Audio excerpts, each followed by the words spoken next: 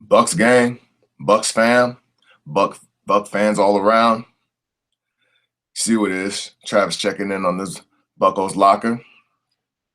I know I've been a little absent in the last couple of weeks. Well, since Christmas. Um, I apologize for my absence. I have been through some personal issues. But without further ado, I'm here to review the 2016 season of the Buccaneers.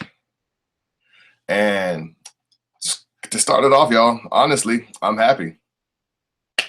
We've shown improvement. At the end of the day, we've shown improvement compared to the last 2 years. We've progressively gotten better within the 3 years. And with Dirk Cutter, we were able to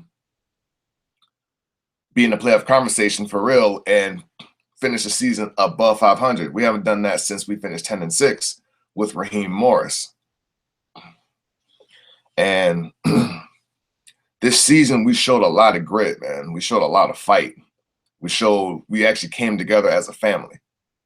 So I couldn't be disappointed with this team overall. I mean, yeah, I had my anger videos. I've had my times where I bitched and complain, but what true fan doesn't show passion when their favorite team loses? What true fan doesn't show passion when their team wins? So let's be for real. But anyway, man, I would like to say that I like what Dirk Cutter's doing with this team so far and Jason Light building it all together, because overall it got us better. We started the season with the win, then had a big humble loss after that, and kept losing. And then we started showing signs of life. And I think the game that really woke us up was that second game against the Falcons where we lost on Thursday Night Football. And we showed that we are who we are and who we can provide. And we had that 5-game winning streak with great defense and good offense. Unfortunately, it didn't last all season long to stay in the playoff conversation, to stay in the playoffs, but ultimately, everybody took notice of us. Jameis played. He was up and down. He had great games, and he had games where he didn't know he was rattled.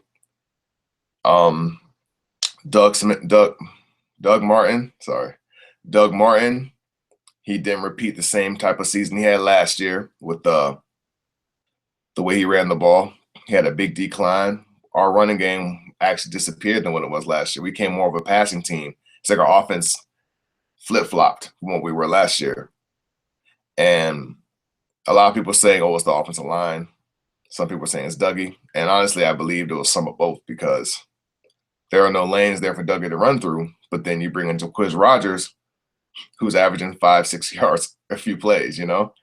So it's like, well, who's the issue? Who's the true culprit here? Yes, Doug Martin was out with an injury, but, you know, when he comes back, you expect him to be who he was last year after the year he had. And yes, we don't have the same offensive line as last year since we lost Logan Mankins as a guard, and that made a huge difference. And that obviously shows since we had a young line and Joe Hawley in the middle, he wasn't consistent. Ali Marpet going through growing pains, so is Donovan Smith. DeMar Dotson, he was all right. Gossett Chairless needs to get the hell out of here. And I can't remember the other guard's name. Charles Sims did pretty well, but my favorite back of the year was Jaquiz Rogers, I must say. On the receiving end, I mean, we got a Pro Bowler, Mike Evans. That was good to see. We lost Vincent Jackson, which is unfortunate. So it required other guys to step up. I'm glad that we finally involved Russell Shepard in the passing game, because it showed his athletic ability to run down the field, get separation, and get open, catch some good passes. Adam Humphries had some stints. He did pretty well. And how about Cameron Brate, y'all? Cameron Brate, imagine. He was on the Saints roster squad, and they cut him. We picked him up, and he became a reliable target to Jameis. I honestly call him Cameron the Great Brate, because he's just great when he gets out there, man. And unfortunately, he had to finish the season on IR. But when he was on the field, he did some damage. He required another target for Jameis to get away from Mike Evans. On the defensive side, the line we actually had a pass rush. Not like we were used to back in the 90s, but we had more of a pass rush than we did anytime recently, the last couple seasons, with Gerald McCoy and the new addition Noah Spence. The new packages we did to have people flip-flopping around and making plays. Golston was a very good run-stopping end. He was very consistent. We unfortunately lost Jaquez Smith. Like, that was a huge blow to our passing game. Like, in the beginning of the season, we lost so many defensive linemen due to injuries, and we became thin. And with this new scheme that Mike Smith provided, it did involve us having a pass rush to better the corner's chances of making a play, and linebackers as well. But with that being said, our corners were played much better this year. Brent Grimes is a great addition. Vernon Hargraves I would say he had a good rookie season. It wasn't spectacular, but it wasn't bad either. He held his own. He held his own against some big primary guys, went through the welcome to the NFL phase against Julio Jones, Amari Cooper. He really did what he could this year. And I saw what Dirk was doing. I saw what Dirk was doing with some of these young guys by putting them under pressure to show that they're worth, prove their worth. And I'll get to another example of that later. Linebackers, I mean, Quan and Levante, should I say more? We got two possible Pro Bowlers here. I mean, Levante is one and Quan should be one, but they're alternates this year. But ultimately, those guys can ball out. So I can't be disappointed in the linebackers. Safety play. Well, in the first half of the season, man, did I hate our safeties. And the second half of the season, yeah, they stepped up, especially Keith Tandy and Chris Conte, man. I know I made a video earlier saying cut the guy, but he actually showed that he's worth some value. He's actually a safer choice than Tandy because Tandy makes riskier moves, but he makes plays. But Chris Conte is a better tackler. Well, yeah, he's a better tackler because the number showed it. And Bradley McDougall held his own as well. And so when it comes to the players, there's only a few I would say don't need to come back, but mainly Gauss Chairless, so we need to get rid of him. Special teams, Brian Anger, I'm glad we signed him for 5 more years because he's shown that Jacksonville let a great guy go and we're holding on to him, man. He put other teams in great field positions on the special teams. So keeping him for another 5 years actually benefits us for down the line. Roberto Aguayo. I mean, what can I say about the guy? He had a lot of pressure on him. He definitely, when your team trades up to get him, you know, there's a lot of pressure for a kicker. There's a lot of pressure. And for his numbers that he had in college, the people are going to expect that in the pros. And it's not easy mentally for anybody to adjust from the college to the pros for any position. But when your team trades up for you, that amounts to all types of pressure. And he felt it. He went through his struggles. He went through his missed kicks. Everybody wanted him to jump ship. But what's funny is John Gruden pointed this out as well. Remember when, I know Raiders fans know this, when Sebastian Janikowski was picked first round, they were like, what the hell is this about? And people were wondering why in the hell did we even pick a kicker in the first round? He was struggling. He was sucking. Now Sebastian Janikowski is one of the best kickers in the NFL, especially as long as he's been playing. So Roberto went through his growing pains as well. He got better throughout the season, I believe. And now during the offseason, they're bringing in another kicker. I forgot his name. They're bringing in another kicker to add competition who's actually better from beyond 40-yard line, in which Roberto struggled a little bit. So I hope to see, I know we'll see growth with this team because, as I said, we've gotten better over the years. And the example I was saying about Dirk Cutter putting pressure on his kickers, that Carolina game, the first one, where we're trying to get downfield to score a touchdown to win, but instead he wanted to put it on Roberto Aguayo's shoulders, and he missed some kicks. It's like, you're going to put this guy to kick a game-winning field goal when he can't make a kick just to put extra points on the board? But he did it, and he made the kick, and it built his confidence up in a major way. Overall performance of the season versus opponents, I mean, we beat some big guys, man. We lost some key games, but we beat some big guys. Seattle, Kansas City, those are two playoff teams right now. We beat them. We beat Kansas City on the road and Seattle at home. We made Seattle look like a team on the come up, and we're on the come up. That win against San Diego gave me a heart attack, but we won. The Saints one was great. I wish we could have won that Dallas game because we showed the fight in the third quarter. Then it just died down when Gossachurlis got put on his ass over and over again.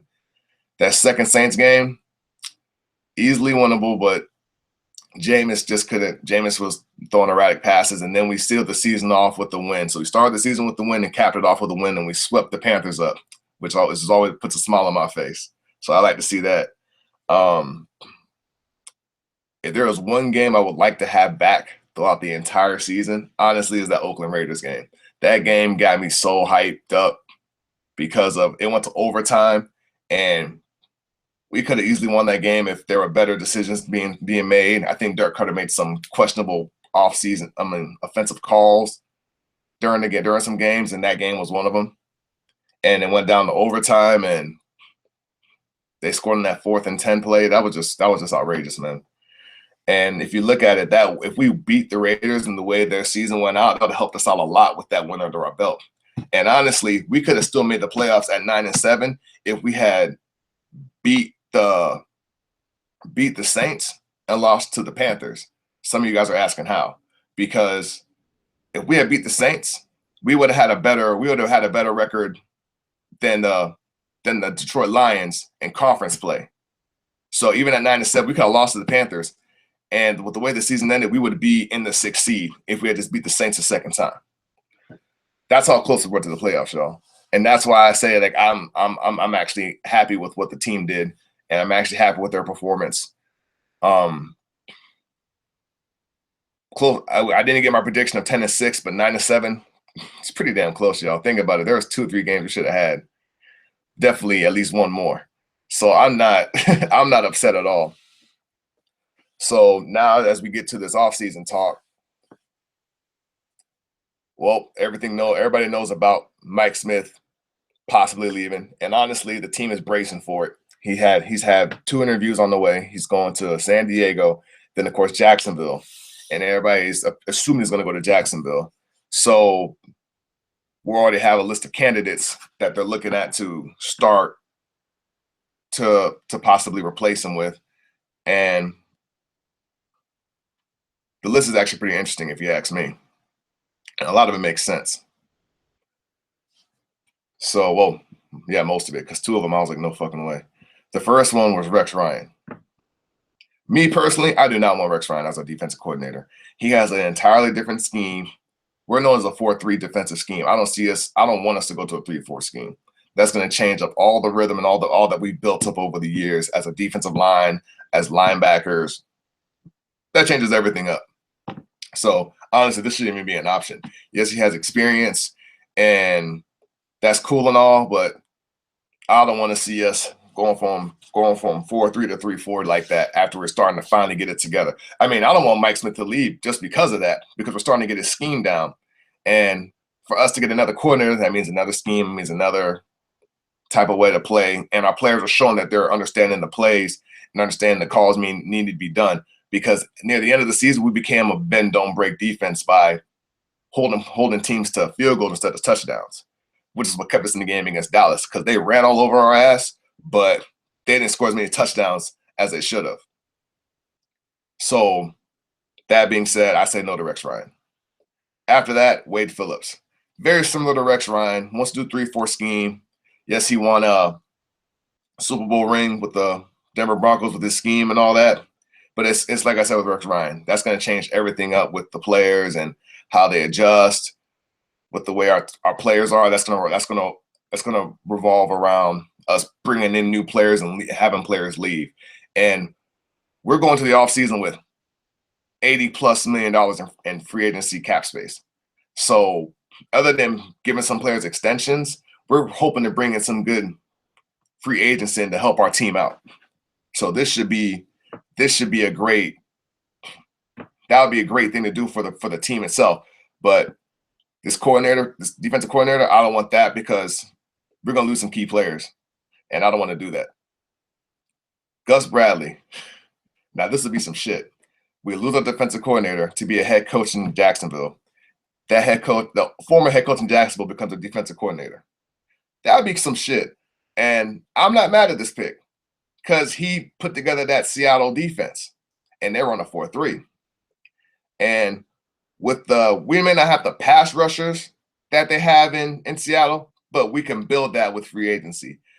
And our linebackers are fast. We don't have as big linebackers as Seattle's with Quan and Levante, but we have athletic ones that are fast and can get down there and make plays. We all know that. And he can also provide different varies of defense with over and under, bare fronts. We have the size and line for that. And of course, hard hitting, great play by the DBs. And with Brent Grimes there, Vernon, and whatever we bring in free agency, we could possibly build a great defensive unit if we get Gus Bradley. So I'm not mad at that option. After that, we were looking at, and plus, I'm sorry, let me go back. Plus, he has history in Tampa, where he was there. He was there back in, holy shit. He was a linebackers coach from 2006 to 2008. So that'd be like a homecoming. That wouldn't be too bad. So I'm not mad at that option. Mark Duffner. He's actually with the team now, or he's familiar with it. Yeah, no, I'm sorry, he is. He's a linebackers coach for Tampa. He would be great because he actually knows the players. He knows what will work. He has familiarity. He's familiar with it. And he has experience making plays. And for him to move up in there, we keep somebody within the home, within the system that knows the players, their strengths, their weaknesses, and that would provide something great for the team. So it would be a trial run, honestly, but you never know. A lot of these new coaching hires are trial runs, whether the head coaches, offensive coordinators, defensive coordinators. That's how it is in the NFL. It's a business show. So that's not bad. Jay Hayes, same thing. He's a defensive line coach for the Bucs. He knows the players as well. Same scheme fit, but he has experience, but how ready could it possibly be? You know, like what could be done with this guy here? And what kind of scheme would he like to do? Like, we understand he wants to run a 4-3, but what would he provide? Would it be man? Would it be zone? Like, honestly, I'm not a fan of zone defense. I think that shit's weak as hell. I absolutely hate it. I would love to see man. And honestly, I know that our corners are smaller, so man's probably not an option. But I feel much more comfortable knowing that we have a guy running toe-to-toe with a guy than zone. John Hoke, he's I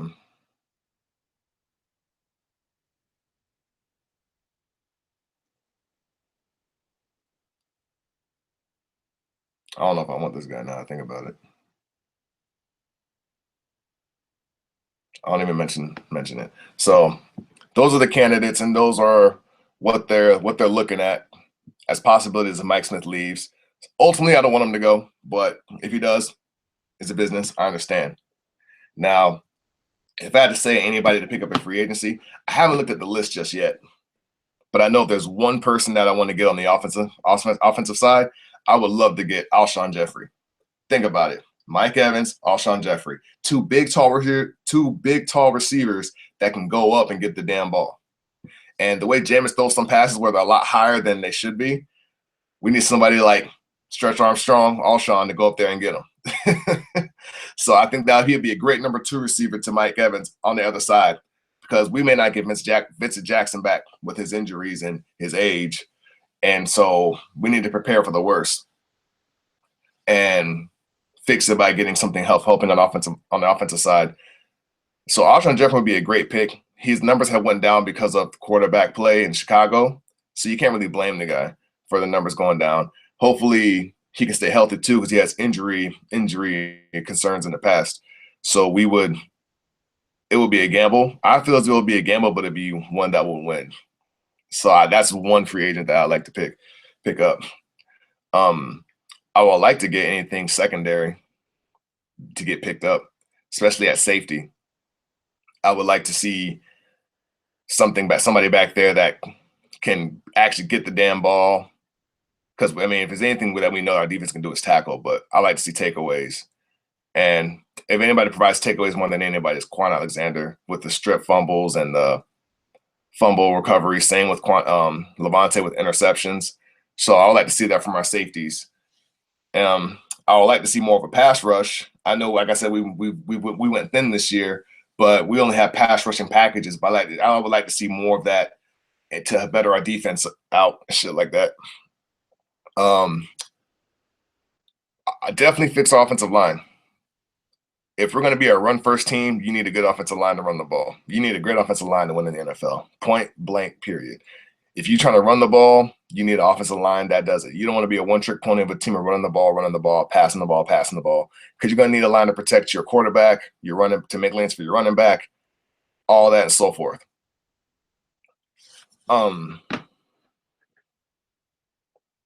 Said receiver, said DB, said son of a bitch.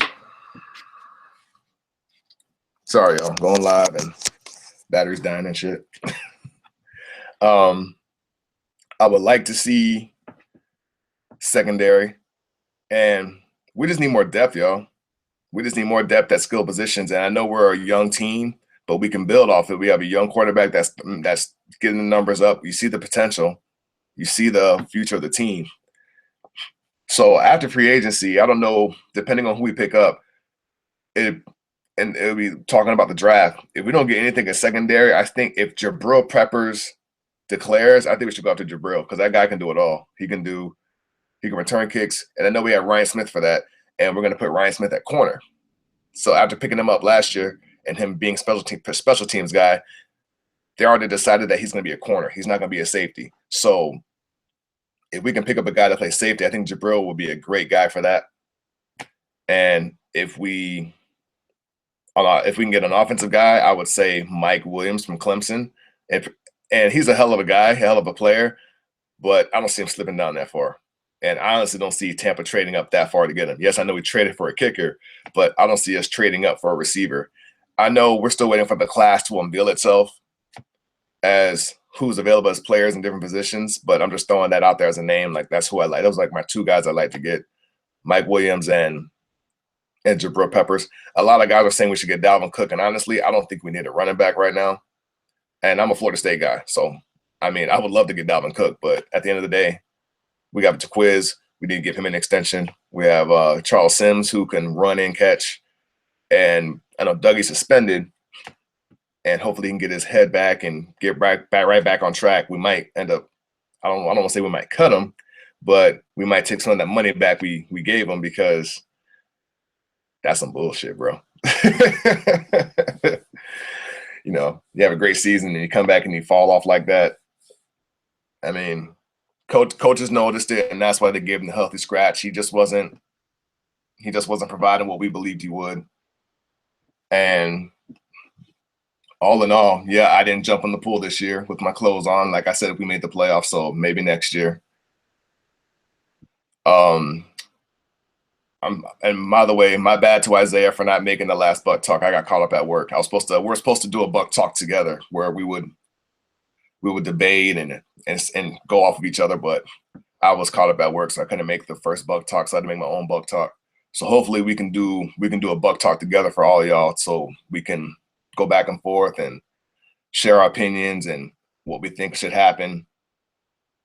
But so shout out to Isaiah again. And shout out to all the followers, to the followers and the haters, because we know we got some Falcons fans on there running their mouth every now and then, but I know what y'all hate. Y'all want that Lombardi like us, huh? But anyway, y'all, just doing this quick Buc Talk. Of my opinion, I may not be as long as Isaiah's. And I just got to all the points I can think of what my overall opinion of the season. And it was a great one. It was much better than last year and definitely better than the year before that. And I like where Dirk's going. I like what Jason's doing with players.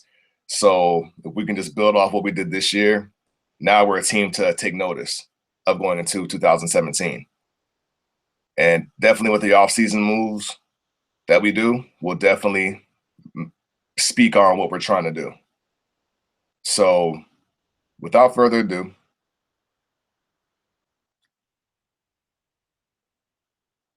Buc Nation, bitch!